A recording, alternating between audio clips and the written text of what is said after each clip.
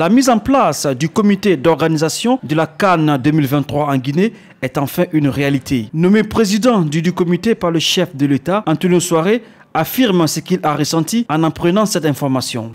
Avec beaucoup de satisfaction et beaucoup de fierté, et beaucoup de confiance aussi et beaucoup de responsabilité parce que c'est un travail qui s'étend sur plusieurs années et il y a un travail immense à abattre et cela aussi est une très grande marque de confiance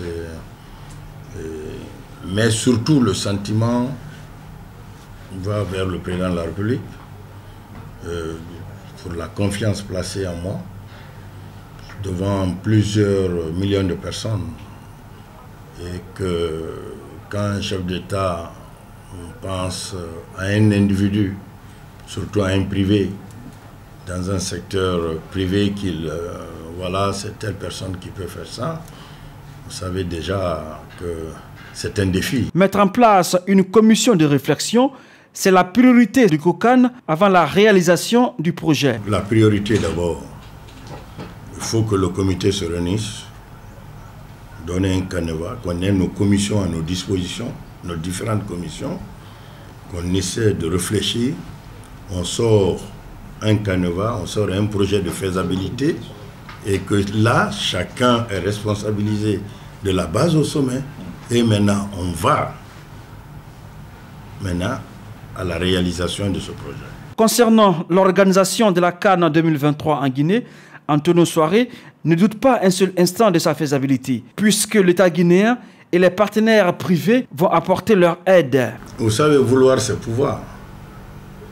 Et l'État, c'est la première fois, va se confronter à une telle chose. Et ils savent que c'est continental. Quand c'est continental, l'organisation d'une Coupe d'Afrique des Nations intéresse la FIFA, intéresse les autres confédérations, intéresse aussi qui est la Confédération africaine de football. Et aussi, il y a des groupes financiers dans le monde auxquels il faut aller rechercher.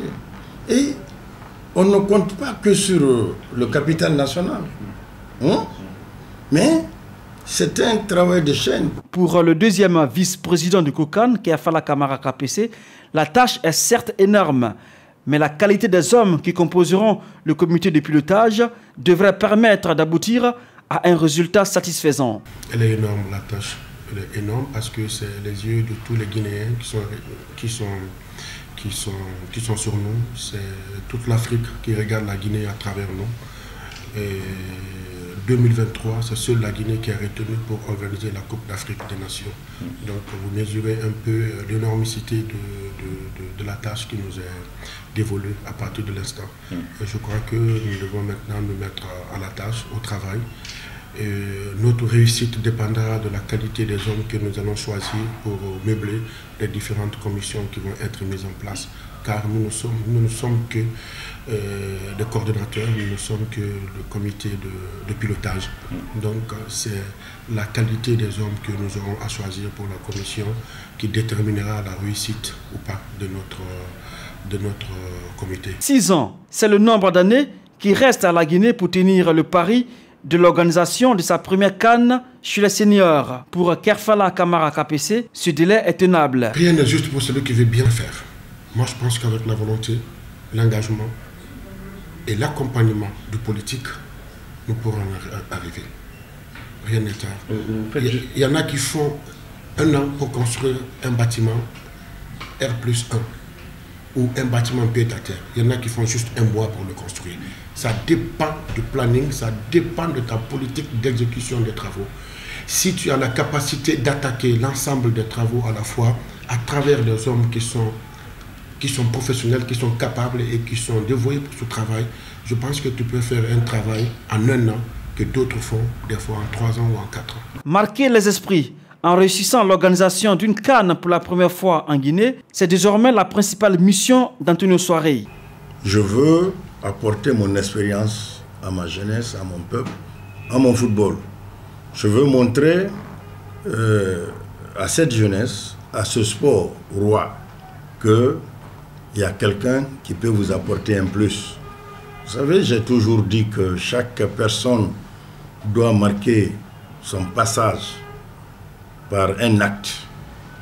D'autres le font en politique, d'autres le font en sciences. Quand je dis sciences, ça peut être l'histoire, les mathématiques, la médecine et consorts. D'autres aussi le font en sport. Donc nous avons choisi ce domaine précis qui est le sport et la culture. C'est pourquoi tous nos investissements sont orientés vers ces deux choses. Donc, parce que si on veut le faire, il faut le faire bien.